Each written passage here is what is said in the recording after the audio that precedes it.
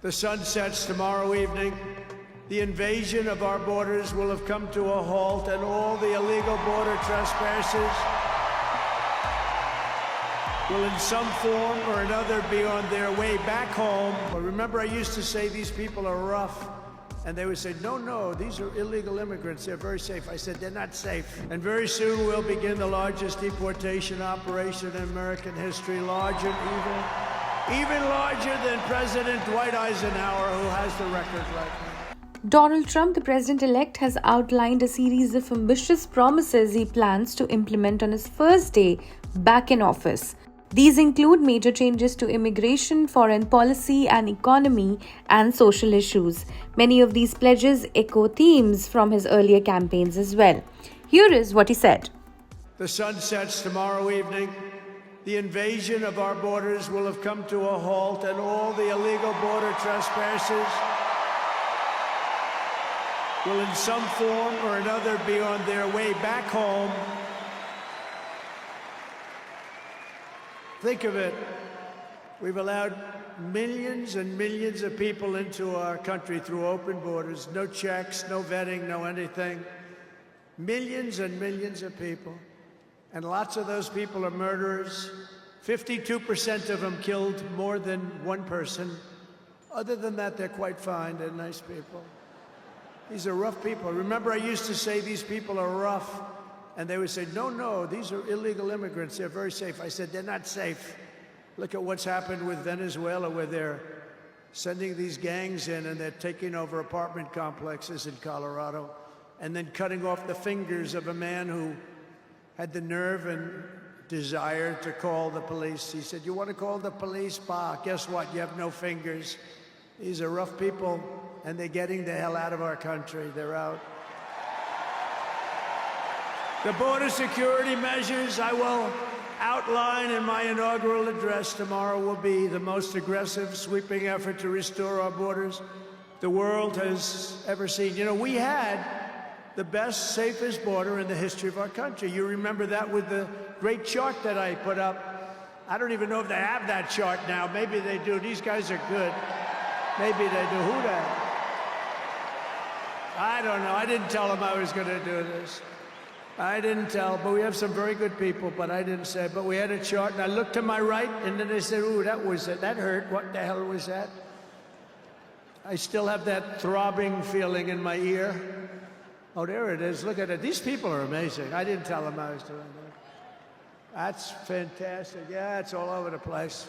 I love that. That is the most beautiful piece of paper I've ever seen in my life.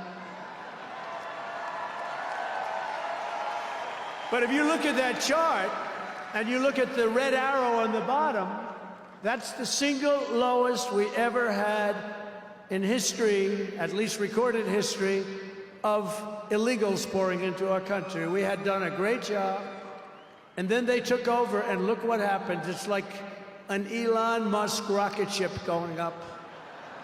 That reminds me of Elon, his rocket ships. Look at that. Look at the difference. And it just continued and continued, and we're taking in people that shouldn't be here. They come in from prisons, from jails. They shouldn't be here. Mental institutions. I used to mention, and the press would always excoriate me, I'd say the late, great Hannibal Lecter came into our country today. Silence of the Lamb. Anybody see that movie? Lovely movie. And when people went to the voter booth, they said, we don't want Hannibal Lecter in our country. The press would say, why is he bringing up Hannibal Lecter? That was a fictitious character. Actually, they're not so fictitious. We have people in our country that are probably worse that we allowed in. But we will quickly reestablish control of our sovereign territory and borders.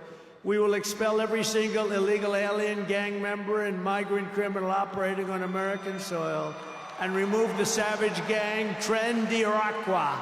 And many, many people from prisons, and crime all over the world is down. You know why? Because they got their criminals into the United States of America. You look at Venezuela, they've emptied their prisons into our country. Many other places the same. I would have done the same if I headed up any of the countries. I know most of those guys are smart. They're leaders. They are smart, streetwise people. As soon as I heard they were going to have open borders, I said, If you do that, every prison all over the world is going to be emptied out into our country. They come in from the Congo. The Congo's big on emptying their prisons.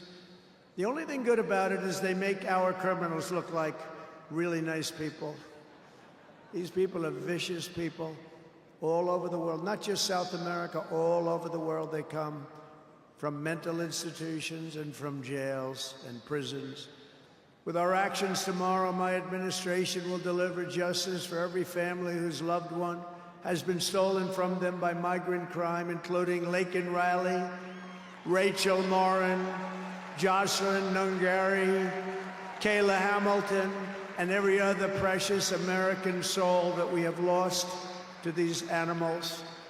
Their memories will live in the hearts forever, in our hearts forever, and we will never, ever forget them. And their contribution, I told their mothers who were devastated, their parents, their fathers, they're devastated. They'll never be the same. They'll never be the same. But I said, your daughter has made a major contribution. Your son has made a major contribution. There are hundreds and even thousands of victims of this horrible atrocity. And you add those numbers to the numbers of crime that we're already going through the roof. And very soon we'll begin the largest deportation operation in American history, larger even larger than President Dwight Eisenhower, who has the record right now.